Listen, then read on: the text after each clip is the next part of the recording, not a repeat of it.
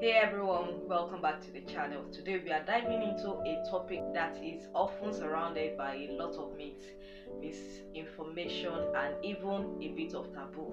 Yes, masturbation. Whether it's something that people joke about, criticize, or feel curious about, there is a lot of confusion out there. So in today's video, I'm going to bust some common myths about masturbation and look at what the science actually say and talk about why this myth persists. Let's get into it. Before we jump into the myths themselves, it is important to understand why myths about masturbation exist in the first place. Okay, so these misconceptions often come from the cultural, religious, and societal beliefs that have been passed down over generations. Many of these ideas are based on outdated morals or medical theories that have been debunked, but it continues to linger in our modern world. Right now, it is time to set the record straight and separate fact from fiction. So at this time, let me say this. If you are new to this channel, consider subscribing. Turn on the post notification bell to be notified of a new video, and don't forget to give this video a thumbs up if you enjoy watching. Okay, men are not left out because there is always something for everybody. Let's get right into the first myth. One of the most common myths about masturbation is that it is harmful to your physical health. Some believe it leads to a range of health problems, from blindness and infertility to stunted growth and hair loss. Let's be clear, there is no scientific evidence to support these claims. In fact, many medical experts agree that masturbation is a normal and safe activity for both men and women. It is important to note that, like anything, moderation matters. Masturbation only becomes a concern if it interferes with your daily life or causes distress. But in general, it's a healthy way to explore your body, understand what you like, and release sexual tension. Another persistent myth is that masturbation negatively impacts your sexual performance or causes erectile dysfunction. The reality is quite different. Masturbation does not cause long-term issues with sexual functions. If anything, it can help you understand your body better, improve sexual health, and even increase your comfort level with intimacy. However, it is worth mentioning that if someone relies heavily on a particular type of stimulation or has unrealistic expectations from watching a lot of pornography, it might create some temporary difficulties in real life encounters. This doesn't mean masturbation itself is the problem. It is about balance and understanding what is healthy for you. The third myth: there is a common belief that masturbation is only something single people do, or that if you are in a relationship and masturbating, it must mean you are not satisfied with your partner.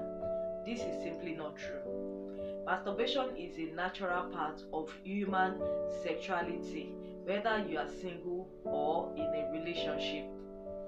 Many people in healthy relationships still choose to masturbate. It doesn't mean there's anything wrong with the relationship. In fact, it can be a way to maintain a sense of personal sexuality, relieve stress, or simply enjoy a moment of self-care.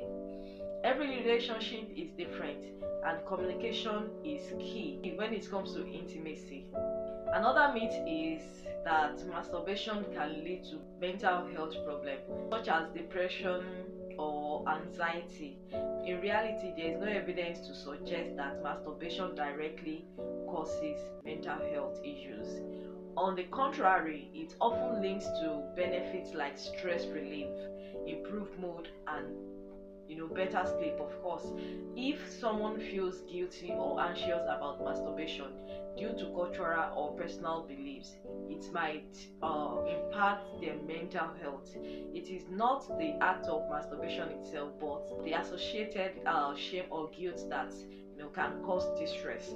That's why it is important to have open conversations and reduce the stigma around this topic. Number 5, myths. A lot of people believe that masturbation drains your energy, weakens your body, or leads to fatigue. The myth is likely rooted in older ideas about wasting energy or fluids.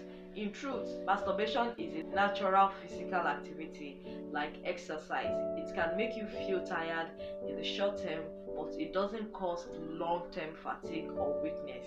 In fact, some people find that masturbation can help them relax, fall asleep easier, or feel more energized afterwards.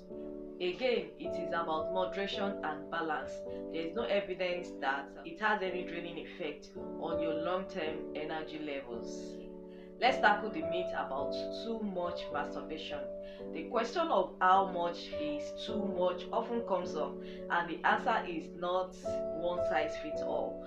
What is important is whether or not it is interfering with your daily life, work, relationships, or personal responsibilities. If it becomes a compulsive behavior that causes distress or prevents you from engaging in other activities, it might be worth talking to a healthcare professional.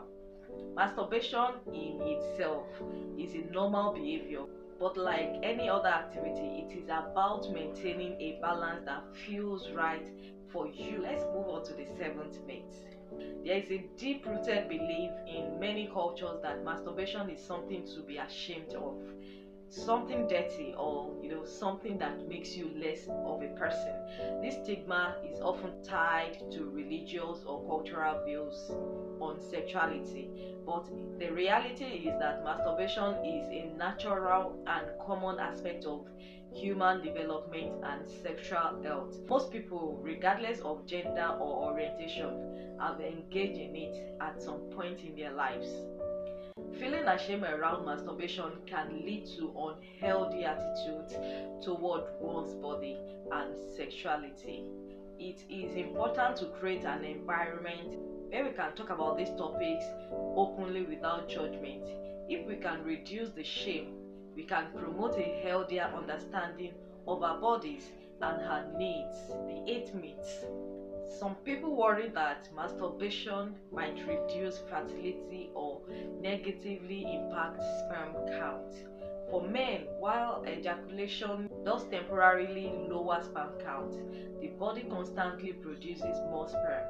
This means occasional or regular masturbation doesn't have any long-term impact on fertility. For women, masturbation has no effect on fertility. In fact, some women find that understanding their own bodies through masturbation can help them become more comfortable with intimacy and, in some cases, aid in conception by recognizing ovulation signs. We'll move on to the benefits of masturbation and what the research says. Now that we have debunked some of the most common myths, let's focus on the positive aspects of masturbation that are backed by science. Number 1 is it reduces stress. Masturbation triggers the release of endorphins in the body, natural feel-good hormones, which can help alleviate stress and promote relaxation. The second thing it does is improve sleep.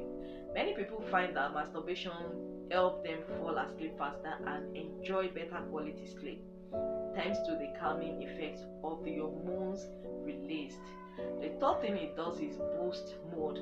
Masturbation can enhance mood and provide a temporary boost in well-being, thanks to the release of dopamine and oxytocin, chemicals associated with pleasure and bonding.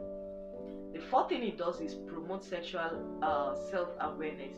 Exploring your own body helps you understand what feels good, which can lead to more satisfying sexual experience, whether alone or with a partner.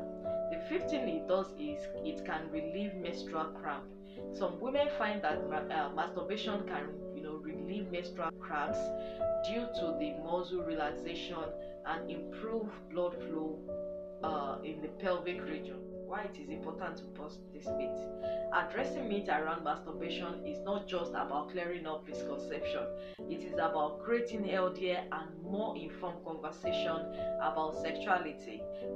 When we talk openly and honestly about these topics, we reduce shame, stigma, and anxiety.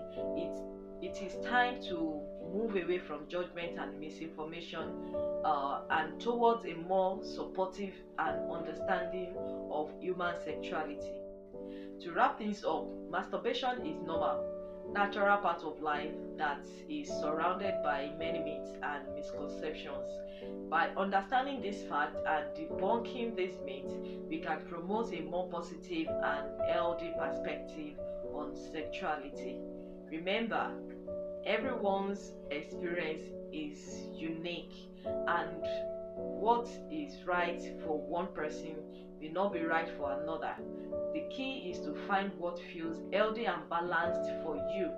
So if you found this video helpful, don't forget to like, subscribe, and share it with others who might benefit from this information. Okay, so let's keep this conversation going in the comment section, and make sure we are supporting each other with the facts, not the myths. Thanks for watching, and see you in the next video. Bye.